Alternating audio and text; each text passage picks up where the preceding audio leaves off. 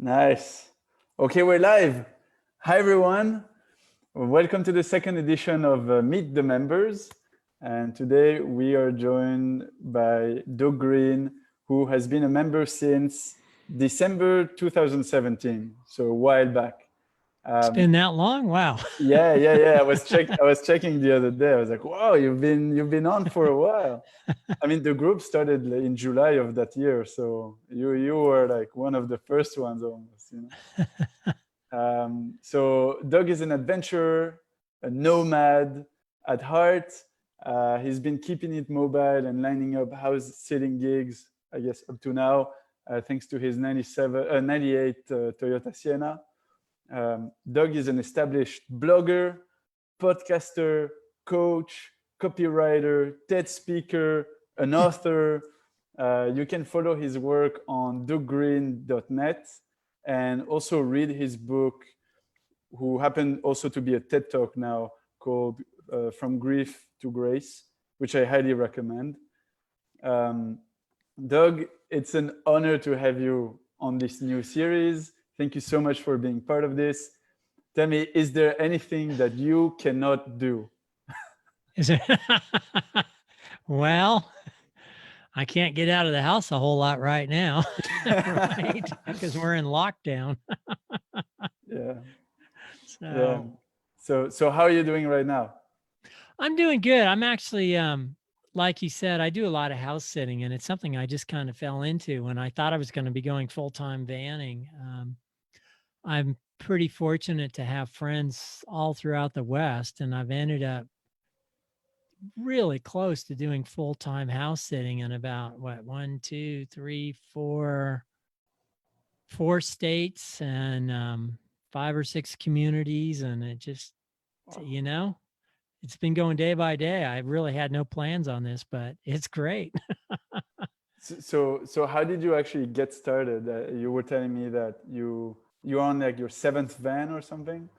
Yeah, so the way I got started in vanning way back in probably before a lot of the people listening to this were even born, 1977, I was working in San Francisco for a film production company that went down. They didn't get too much competition from LA.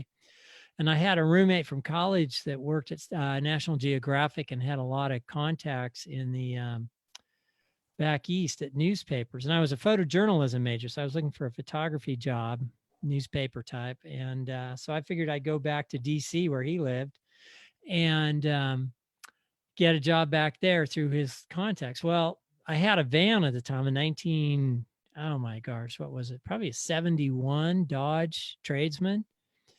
And I totally decked it out. It was my first attempt at building out a van, and I did the shag carpet and I actually popped in a sunroof, and boy, that was a big one. The first time I took a saw to the roof of my van, I was like, yeah, that is boy. the scariest part. Like out of the whole build, I hear it like time and time again. That's the scariest part.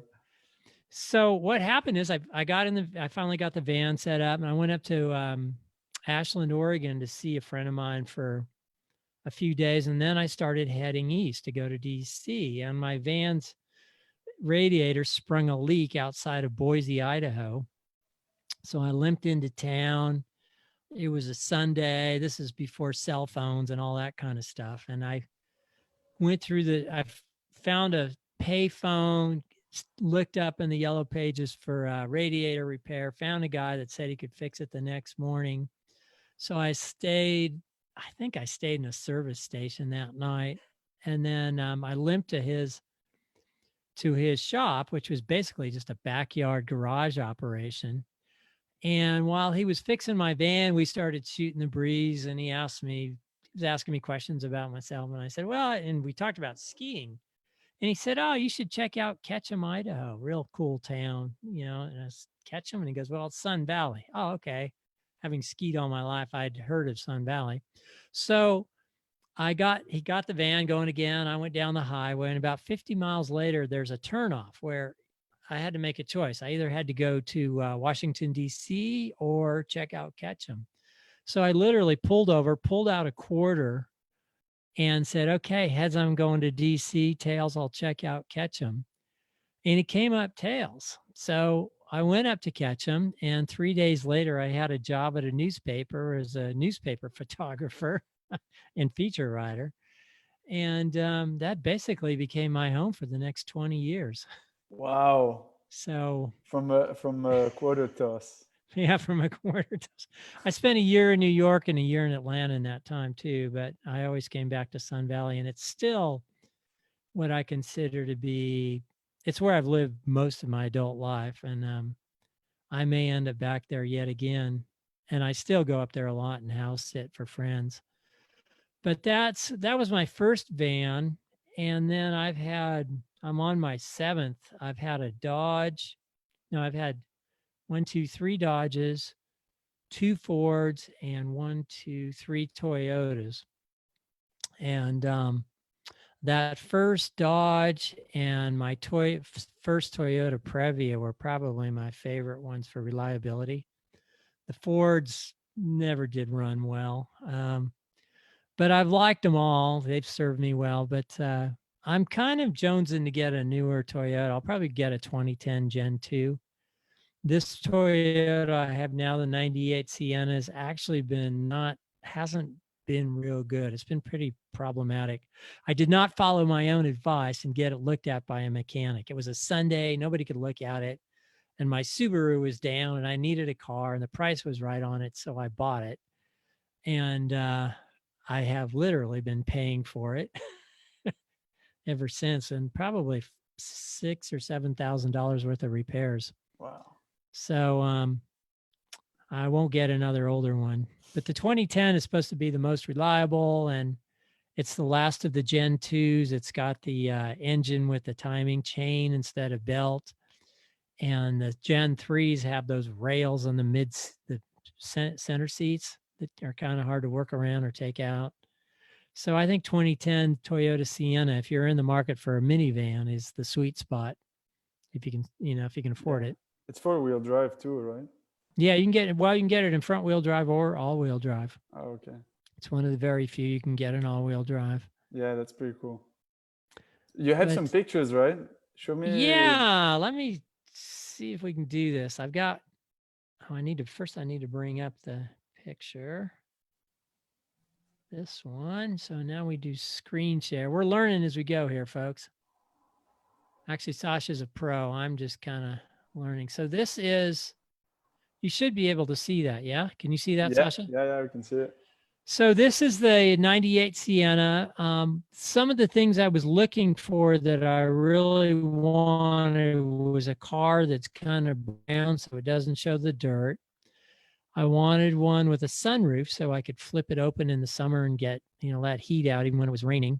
I wanted to be able to put that roof rack top you see on it, carry a bike on the back. So it had to have a trailer hitch, and it had to have the privacy glass. And this was the first van I found that checked off all those boxes, and it had to be a Toyota. So this is what I got. I paid $1,700 for it, and I probably put another $7,000 or $8,000 into it in repairs, and another 1 or 2, probably 2 into it in the interior, which I wish I could show you. But basically, I built it out like, I've always liked the Vanagon, the Westphalia design, and I followed that. So imagine a bed that converts into a seat, and then sort of a closet area on the left rear side, driver's side. And then I bought a Dometic refrigerator, the CX35. And then I put in an extra battery, the Shore battery, and an AC inverter. And then I also found this thing that's kind of swivels around. So I've got a desk in there. So I've got AC power, full little workstation. I made the bed long enough so that I can sleep in it. And I designed it to fit a really nice thermarest pad I have. It's called the Dream Rest or Dream Time. Really comfortable to sleep on. But then I can fold the seats up and then store all the sleeping stuff in the back part of the car. Oh, nice. So it's pretty modular.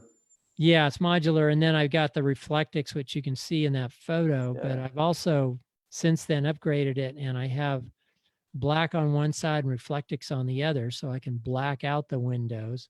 That's smart, yeah, because it helps with the stealth. Yeah, it really helps with stealth. Minivans are great for stealth. Yeah. And then I put some curtains in behind the front seats, and I built a console in between the front seats where I've got a bunch of electronics and storage stuff, but it all just kind of fits in and you wouldn't even know it's there. And then I've got a cell phone signal booster that really helps me get a signal wherever I am. Yeah, seems like you would need that out there. Where is that, by the way? It looks beautiful. The looks like I don't have the antenna out, but the only part that would show is a magnetic mount antenna that would come up and stick onto the roof right behind that luggage carrier on top. Mm. And then the wiring goes down underneath, goes into the power booster, and then there's a cradle that goes into my CD slot up at the front end of the car. And then I just can put the phone in that and then have it broadcast a hotspot signal or use Bluetooth. So, it's a mobile workstation. It really works well. Yeah. So, I wish it ran better. The engine and transmission are good. It's everything else, the suspension and all the handles I had to replace all the handles, all the sunroof motor went out, the motors on the rear windows that kind of push them out are out. The starter's about to go out again. It's just been one thing after another. So we got Jody from the group asking if it's okay to not be able to stand up. Yeah, I've never found that to be a problem. Yeah, same here. I couldn't stand up in mine either. Yeah, you get a minivan, you're not going to stand up. And I've only had world to stand up, I think out of the vans I've had, two of them I could stand up in. One had a pop top, kind of a push-up top, and the other was it was a Dodge, and it was the long one. That thing never ran. And when it did, it only got about 10 miles per gallon. And then the other one was a Ford with a fiberglass top, which was really pretty nice van. But again, I think I paid $15,000 for that rig, and I ended up putting $15,000 in repairs into it. So, it's for me, it's just I'll get a Toyota. Yeah, and if Toyota doesn't make a starting car to get started, Seems, yeah, pretty stealth, low conversion. It's like almost no build, really. Yeah, and the stealth factor is really important. I work in coffee shops a lot, so and I want to spend as little time in my van as I need to. I've also in that top, I've got tent, and so if I'm out, I might go to a camp area and camp out of my tent for a bit or whatever. So, yeah, that not being able to stand up's not a big deal for me, but for others that are full timing it, that would be a really big deal. Yeah, yeah. So we're changing gears a little bit because we had Patty, one of our moderators, that was asking about depression, which is it's a pretty big topic in our group. A lot of full-timers, a lot of people doing that lifestyle get hit with this depression. I think it's just because it can get pretty lonely out there. And I know you talked a lot about depression in general because of your own personal story. You did a TED Talk, you wrote a book about it, and I think it's interesting to hear your story for members, because it's really, in a sense, it's a very beautiful story. Well, can you see that? How you see the world, how I see the world? Slide now? Yes. Okay. So this is where my depression started. I found out about 12 years ago. Well, let's see. Yeah, it's probably been about 12 years ago now. I started not being able to see things very well, and I had no idea what was going on. It turns out, so I went in to get my eyes checked, and the ophthalmologist, eye doctor I saw in Marin County, which is, pretty hoity-toity community. the guy got the test results back after I did that test where you look into like what looks like a white salad bowl on its side and you press the little clicker when you see the little flash of light. Well, this is what came back. It said that I'd lost 90% of the vision in my right eye and half of my left, and it was going really fast. I was probably within days of losing all the vision in my right eye. And, you know, the left eye wasn't too far behind. And what turns out glaucoma, which I didn't even know was a thing, runs in my family. And probably all those years in Idaho eating red meat and stuff, high cholesterol levels and all of that, I had a high eye pressure, and it basically kills the optic nerve in the eye. Where the optical nerve exits the eye, your eye has too much pressure, and it's almost like crimping a wire, and it just crimps it and kills, you know, like if you had fiber optics in there, it takes out one fiber optic at a time. Wow. And it just slowly sneaks up. This probably happened over the course of 7 or 8 years. Your eyes correct for each other.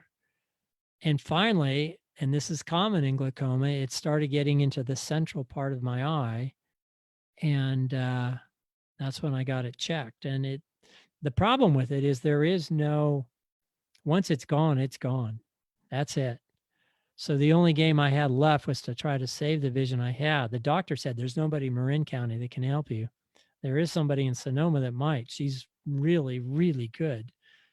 The second generation glaucoma specialist. So I saw her, and she confirmed my worst fears about this. And basically, you know, as a former photographer, outdoor adventurer, and all of that, I couldn't imagine life without vision. And she wasn't sure, sure yeah. she wasn't sure she could save it. Wow. And you know, down the rabbit hole I went. I went through the 5 stages of grief, I guess. But I reached a point where I was ready to check out. It's basically screw it, you know? I've had a good life. I've done everything I wanted to do, and I don't want to live a life blind. And so I made my exit strategy.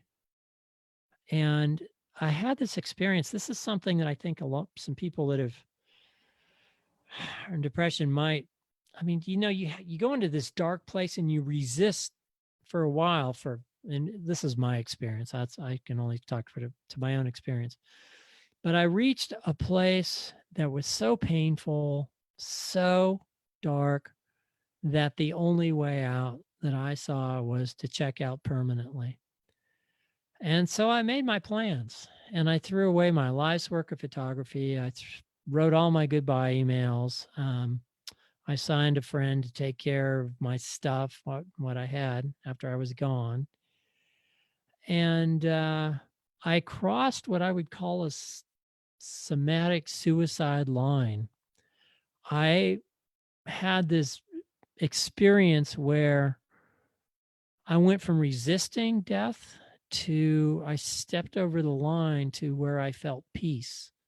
In this vision, I felt peace when I checked out. And so I associated this feeling of peace with death, literally. And at that point, it was a done deal.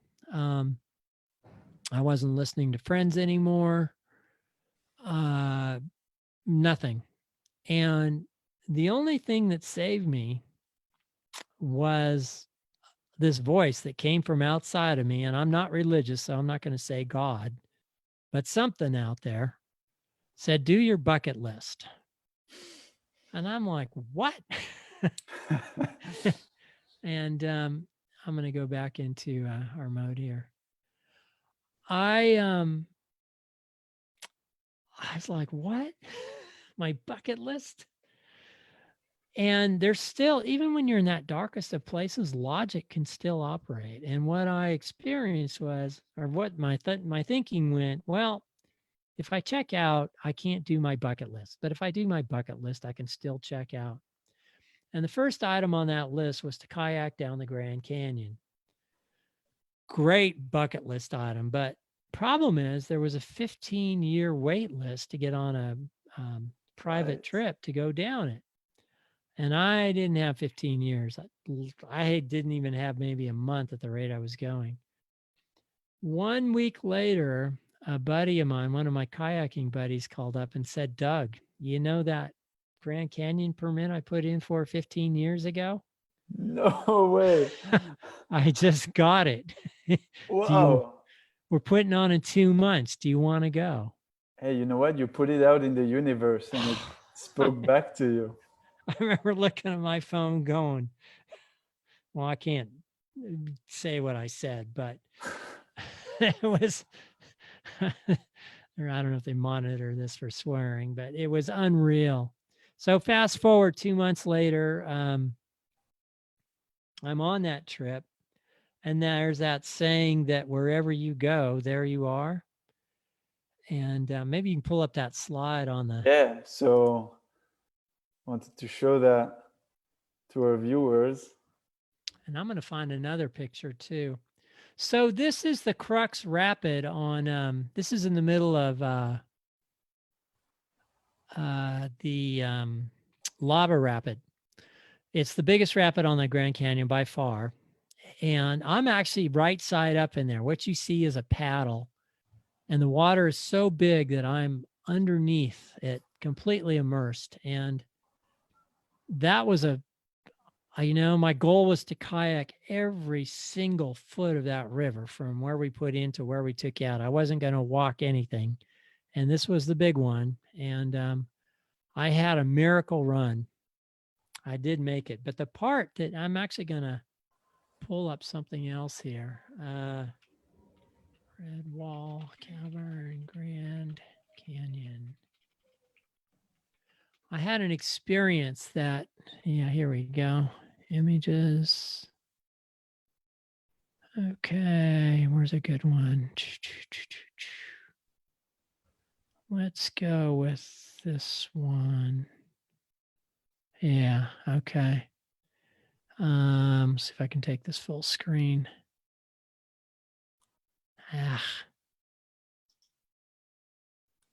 Found it?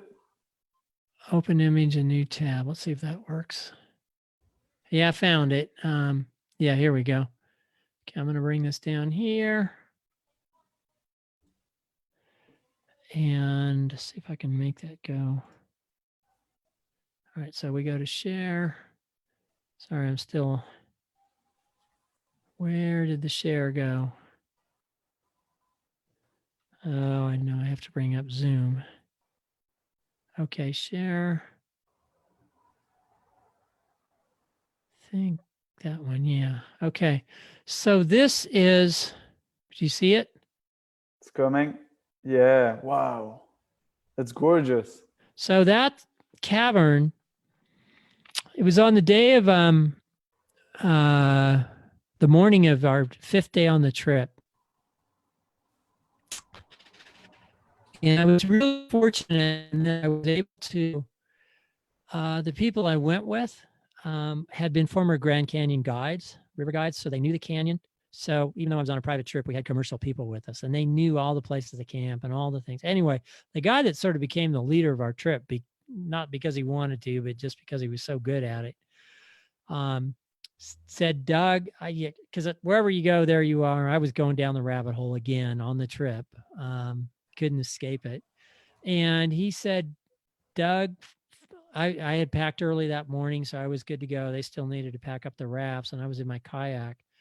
So he said, 4 miles down on river left is this place called Red Wall Cavern. It is a sacred place. Whatever you need to do, you can do it there. And if you get there now, you might have the place to yourself. So I got in my kayak and I found Red Wall, and this thing is the size of a football field, covered it, a cavern carved out of the cliffs. And I got there. I got out of my kayak. I dragged it up on the beach, and I took off my gear, and I fell to my knees, and I just surrendered. And for the next 2 hours, I released 2 years worth of grief and anger and all of it just wave after wave. I mean, screaming and yelling and slamming my fists into the wall and just, and I write about it in the book, but I call it the eye of the needle, like going through the eye of the needle. Yeah, it does look like it. And I kind of had a death down there. You know, I let go of the, I mean, it just, I came to this place as I went through that final, I remember I just looked up at the canyon and I screamed, why can't I just die? I just want to die. And there was this coalescence of energy into my gut, about the size of a cantaloupe, maybe. And then I just turned towards the sky on the beach by the river and I said, I just want to die. And then just like that, it was gone. Wow. And on the other side of that was a spaciousness, an internal spaciousness that I had never experienced before. And in that spaciousness, there was room for everything, the grief and the sadness and the anger and all of that, but also hope and moving forward again. And that was the first turning point for me.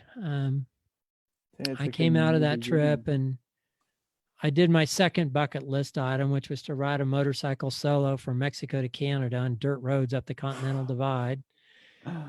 And actually took 2 months to do it and did a lot of personal growth work along the way. I actually used chakras and I did a chakra per week. That's another whole story, but that also got me out of it. But, you know, depression is tough. And I'm going to see if I can switch back to, there we go. Depression is tough. And I took antidepressants. I went through 4 or 5 different ones.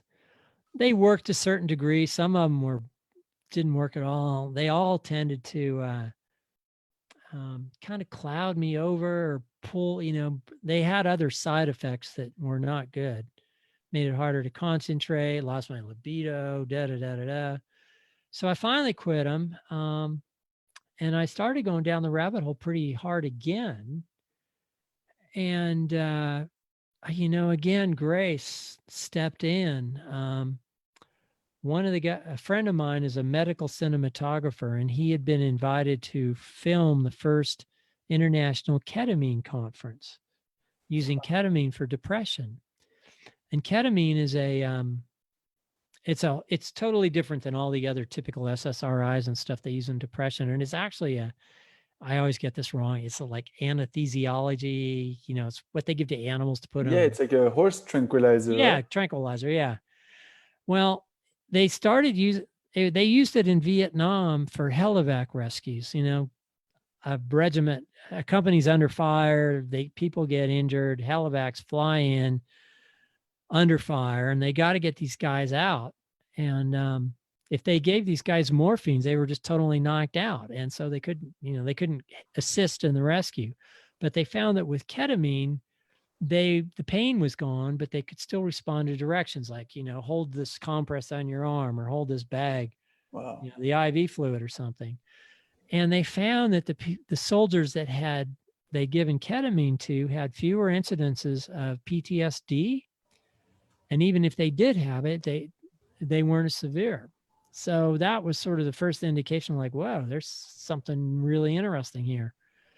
Well, this was about 5 years ago, maybe, and 4 years ago. And it turns out I was in a support depression group in Auburn, California, and the guy that ran it said, your doctor, your primary care doctor, actually administers ketamine for depression. And I said, you're shitting me. So I go to my doctor and said, you administer ketamine for depression? And he goes, oh, yeah, it's unreal. So I had 6 infusions done, 6 IV infusions done that lasted about an hour each. And it was like a Monday, Wednesday, Friday, Monday, Wednesday, Friday.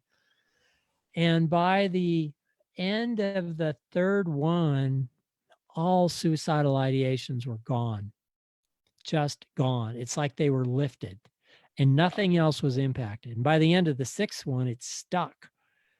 And that was 4 years ago. And now I've since gone back and filmed that conference again 4 more times. He hired me as an assistant to go to that thing. So I saw these researchers and doctors and patients talking about their experiences over the years. And the stuff, it saved my life.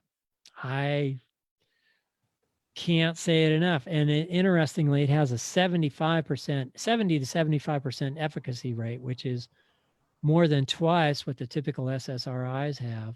Its sweet spot is for it giving it to people that are in that darkest place. Like, when nothing else has worked, when you're ready to go, that's when it really can do its magic, at least in my experience and from what I've read. Now, I'm not a doctor, so I have to do all the legal disclaimers. Yeah. I feel we need some disclaimers here, but yeah, it's very interesting. I've never heard for me, it saved my life, and it is a really fascinating approach to dealing with severe depression. A lot of people need to have it. They need more infusions. They need to keep getting it done. I've not had to. I kind of clawed my way back out and have done things that you can do naturally to help with depression. Better diet, get off of red meats, go vegetarian, stay away from dairy products, all the things you do to, bring your cholesterol down. And then getting sunshine first thing in the morning, getting cardio exercise, hiking in nature, listening to Baroque music, believe it or not, supposed to help. Yeah, it's almost like a formula, right? There are so many ways of keeping your mental health sane, especially I feel like right now, being, in quarantine or, staying at home in small spaces, it's important to keep our mental health. It really is. And you got to be your own best advocate is what I've learned. So what's your routine like? So I usually get up in the morning and then I'll go out and I'll just get out in the sun, take a walk around the block first thing in the morning. I meditate, because it's our thoughts, right, that take us down there. And once you realize that you are not your thoughts and you can actually become the observer, it's a Buddhist / Zen thing. You just learn to watch your emotions and not get sucked into them. Then you have the ability to separate yourself from what's going on. What else do I do? All the things I just talked about. I do a lot of cardio workouts, hill climbs, the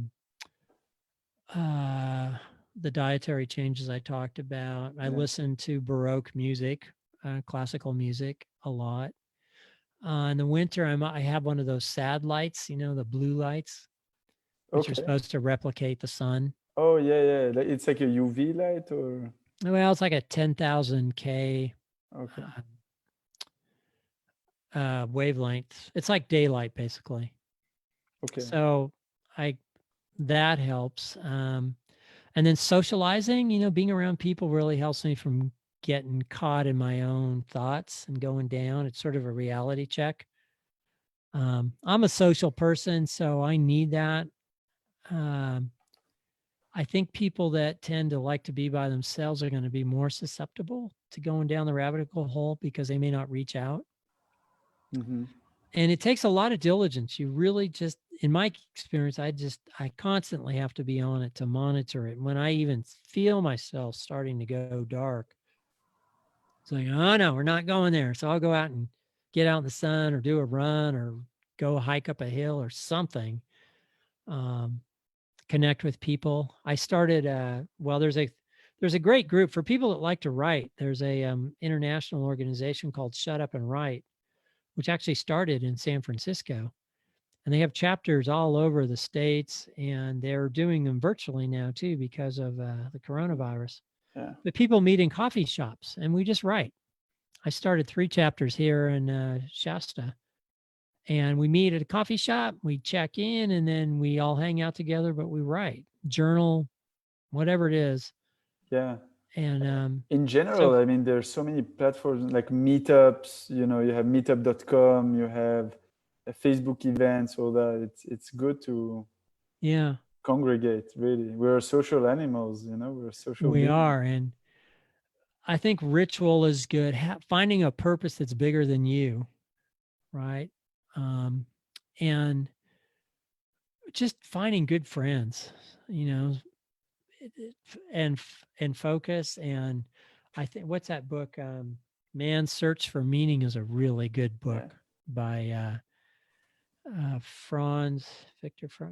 Frankl. I highly recommend that book. I'll see. I think I've got a few books I can recommend, and we can put them as links underneath this. Yeah, we could put them down in the comments once you know, you get them.